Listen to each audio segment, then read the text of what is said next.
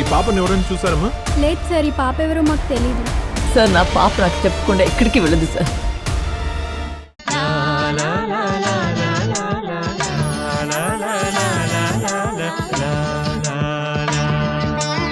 మా నాన్నగారు ఈ చుట్టుపక్కల వాళ్ళు ఎన్నోసార్లు చెప్పారు. ఇప్పుడు మీరు చెప్పబోయే తీర్పు ఖచ్చితంగా ఒక చరిత్ర అవుతుంది.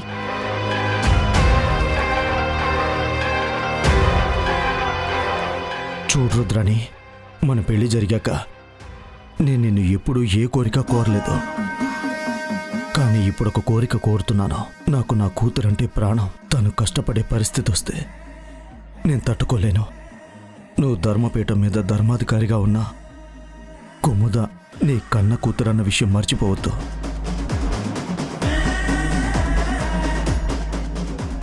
వదిన గారు, బెదిరించిన మాట నిజమే, కానీ ఏదో తప్పు చేయాలని కాదు.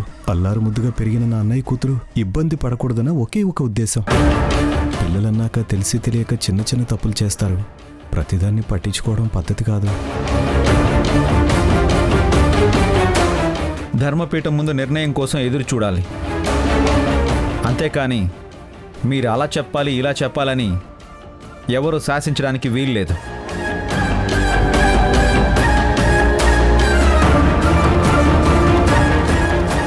ఇక్కడ న్యాయం జరుగుతుందని నమ్మారు, న్యాయం కోసం వచ్చారు.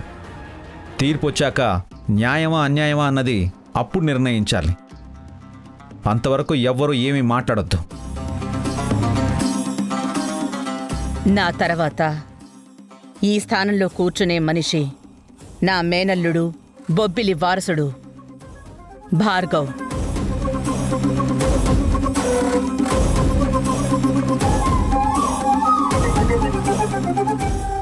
తను ఈ మధ్య కొన్ని తీర్పుల్లో చూపించిన ప్రతిభను ప్రశంసించకుండా ఉండలేకపోయాను.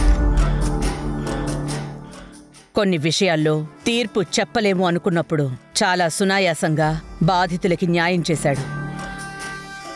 అప్పుడే నేను తన నుంచి కొన్ని విషయాలు నేర్చుకున్నాను. తీర్పు చెప్పేటప్పుడు అన్ని వైపుల నుంచి ఆలోచించాలి, 1కి 10 సార్లు ఆలోచించాలి అని. అందుకే నిన్ననే తీర్పు చెప్పాలి.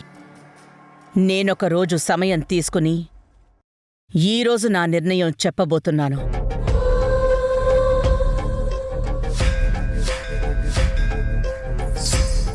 కుముదే తప్పు చేసింది అని ఈ ధర్మపీఠం నమ్మింది.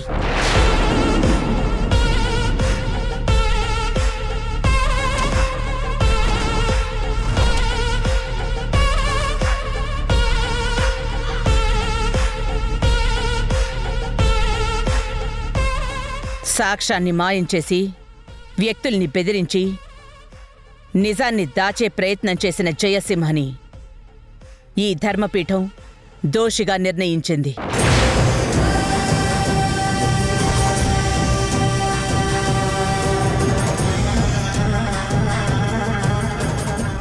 తను చేసిన తప్పుకి 10 కొరడా దెబ్బలు శిక్ష విధిస్తూ నరసింహులికి, జానకికి క్షమాపణలు చెప్పవలసిందిగా ఆదేశిస్తున్నాను.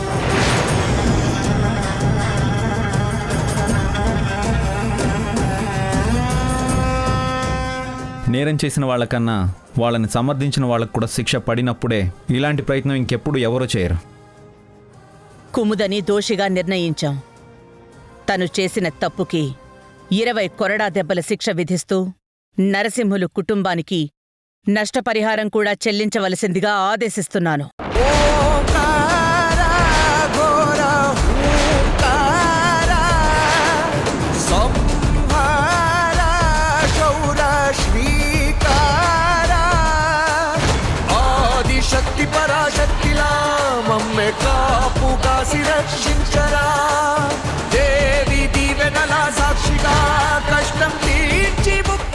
రుద్రాణి గారు, మీ తీర్పుని నేను ఒప్పుకోను.